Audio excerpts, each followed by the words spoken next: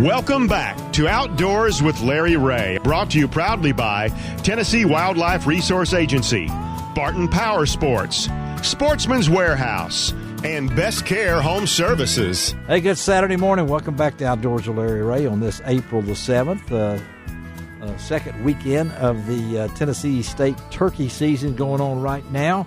I know a lot of you folks are either on your way or contemplating going because it's going to be a high of 48 today. This weather. Gene Smith, you and I have been around a long time. Weather. It's crazy weather, isn't it? And bipolar. It's bipolar. Who's bipolar? And Billy Doyle, you're sitting over there. Hey, I'd rather be fishing.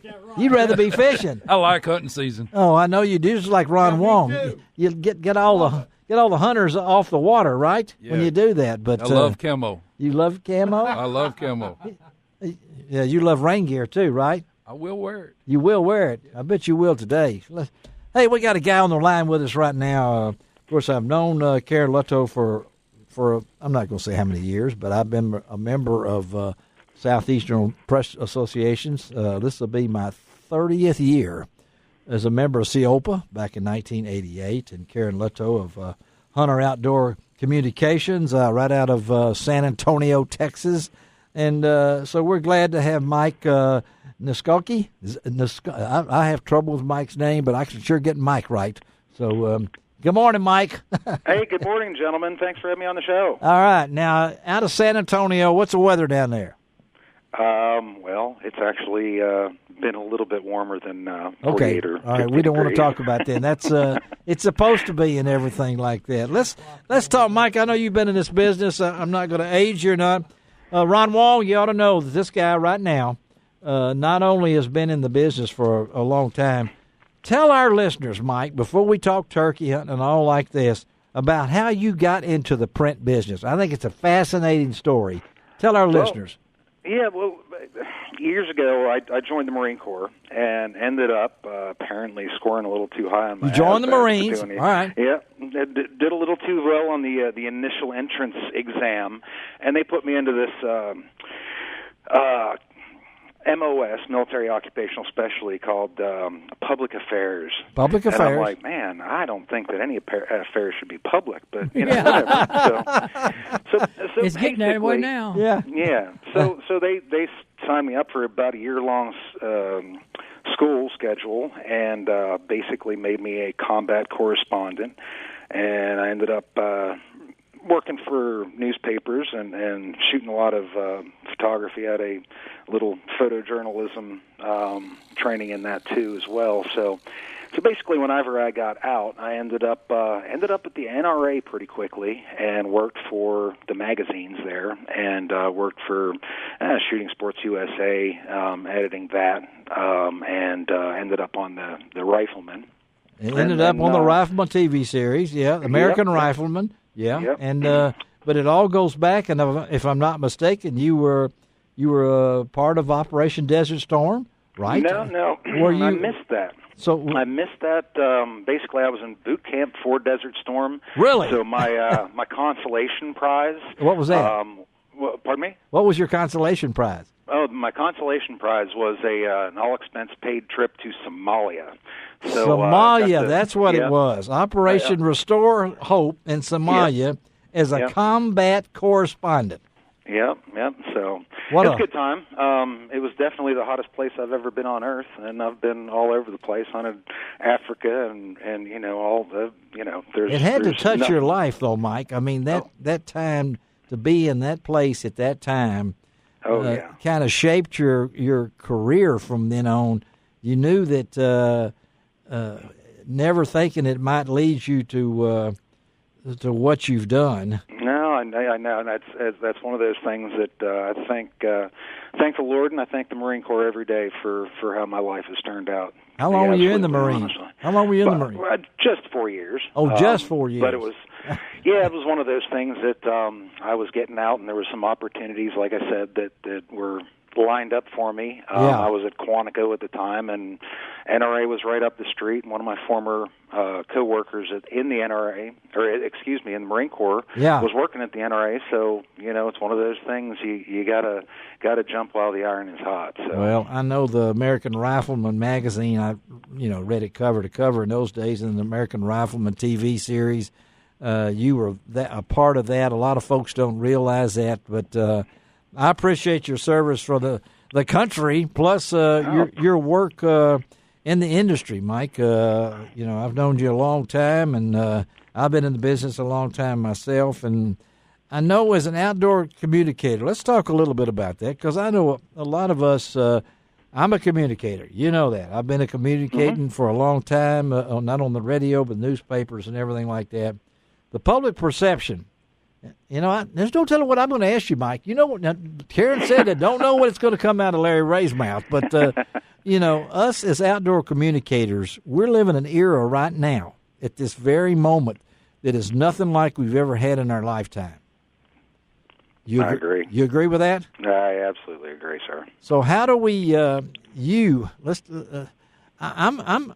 got people out there that don't hunt and fish and listen to this show. I know they don't hunt and fish and listen to this show. They listen because it's not 90 minutes of me talking, though sometimes my wife said it feels like that, but it's also communicating our passion for the outdoors. Now, I know you working for Karen now in the outdoor industry. Is it more difficult now to get our message across than it was 15 years ago, Mike? I think a lot has changed in the last 15, 20 years. And, 15 or 20 years ago, I think we were preaching to a smaller choir. I think we had our, to use the analogy, we had our everybody who was a hunter or a gun guy or an archery guy, they were all pretty much committed to it. They've grown up grown up with it. Yeah. And they've been accustomed to it for years. And, we all talk the same talk. And then now I'm seeing, I'm seeing so many people coming to this this industry to have interest in the products and everything else that's going on. It's all walks of life. Yeah. There are certain organizations that have an annual meeting, and a lot of my friends and I talk about this, but I'm not going to name any names of the organization. No, go ahead. Yeah, no. But man, they it's a lot of country music at every venue, and it's one of those things that I'm like, guys, we might need to change our lineup here a little bit, because I think it's getting a little old, and I think that we've got a lot of different people coming to this. I agree. Great experience that we've all experienced for our lifetimes, but they're coming to it for the first time. Yeah. And they may not have the same exact, backgrounds or lifestyle, everything else. They may be coming from the inner cities and coming out and trying out some public land hunting and that sort of thing. So it is a different world, especially for marketing these days, just because you can't keep yourself inside that bubble and think that I've got these X many million hunters. There's 2 million turkey hunters. We can talk to 2 million turkey hunters all day long, but I'd like to really talk to that guy who maybe has an interest in putting a tom on the ground, putting a gobbler on the ground, that sort of thing. Yeah. So and that's one thing that I like to talk to people about, is trying to really, if you can find somebody with just the inkling of interest, get them out there. Get them out even there. If it's just a trip to the range and shooting your favorite shotgun or whatever, just get them out there and put them in some old camouflage or something and take them out into a blind or a stand or some sort of thing and get them active. You got me pumped up. We're talking to Mike Nischalke. He's the Vice President of Hunter Outdoor Communications, and one of the good guys in the industry I know from over the years, and you're saying exactly the way I felt here, Mike, and I didn't want to get off the beaten path, because I know you guys represent some of the finest companies in the industry. So talk a little bit about that part. Excuse me. That is one of the things we have. We have an assortment of clients that are just. They're family to us, and they put out products.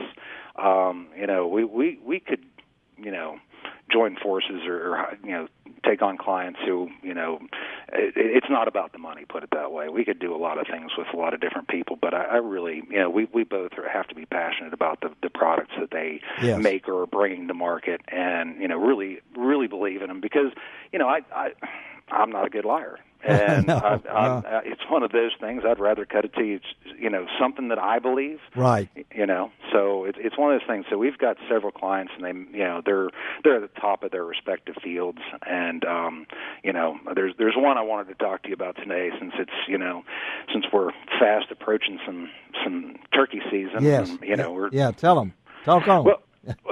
Well, let me give you some background. We work with Steyr Arms down in Bessemer, Alabama. Yeah. And about a year ago, Steyr signed an exclusive U.S. importation and distribution deal with a high-end Austrian company that makes Jagdhund and ex-Jagd hunting clothing. And Did y'all hear the that? names. Tell them this is hog clothing. Did you hear what he said now? All right, so go ahead. Yeah. The names Jagdhund and ex-Jagd may sound foreign to a lot of your listeners, but it's not. But in German, Jagd means hunt, and hunting clothing is what both brands are really all about. The Jagdhund is about the traditional European-style clothing, the load and green stuff and the proven materials like wool that have been used, by European hunters for generations. And ex-Jagd is a much more technical, advanced clothing line. They use, really high-end, really super advanced materials, and I think that's what really sets ex-Jagd apart is their proprietary camouflage patterns. Yes, yeah. And basically it's called demorphing technology. Morphine technology. Demorphing. Okay. Demorphing. And all right. basically it's a pattern without a pattern. It's a chaotic pattern, and they've got several. I think it's 6 or 5 different configurations. Yeah. They've got basically. For me, I'm kind of a woodland effect kind of guy, because your listeners are going to be hunting down there. They're going to probably be into the woodland effect stuff. Yeah.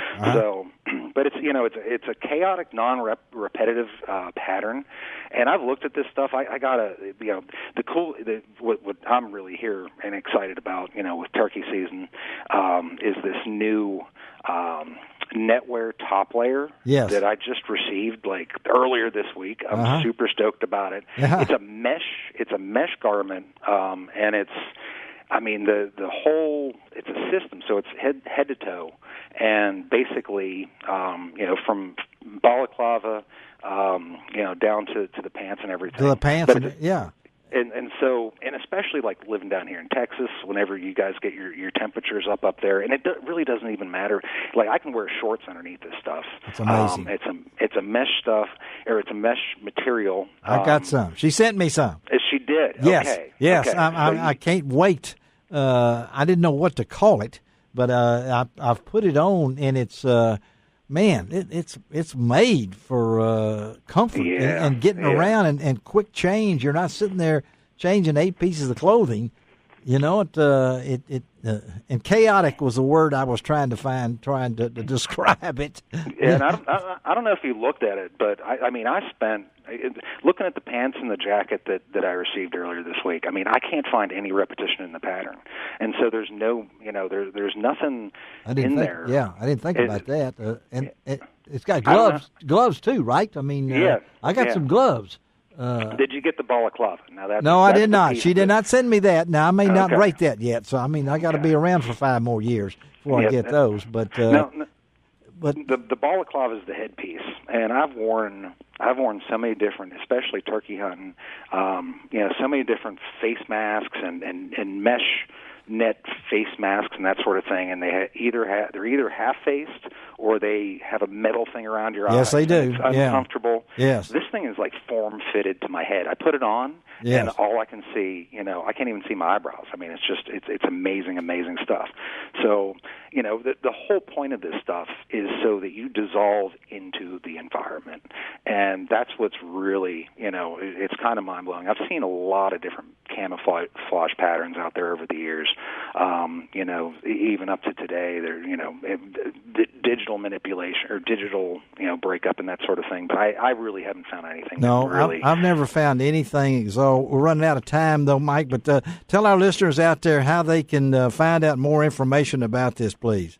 Right. Well, basically, if you're interested in this stuff, you just want to go to the XYOGD website, and that's www. X-Yogd, JAGD. All right. .com. That's it. And we'll have this posted on my website, lroutdoors.com. Mike, thank you, buddy. Great insight. Thank you. We'll talk again. Tell Karen hello for me, and we'll continue this because I always like to have you on. Okay, buddy? Real pleasure. Thank you so much. Thank you. Let's take a break. Come right back, and we're going to talk in studio now with Billy Rossdahl, and he's going to tell us all about how to catch fish on the full moon on the Ghost River in the middle of nowhere. Be right back.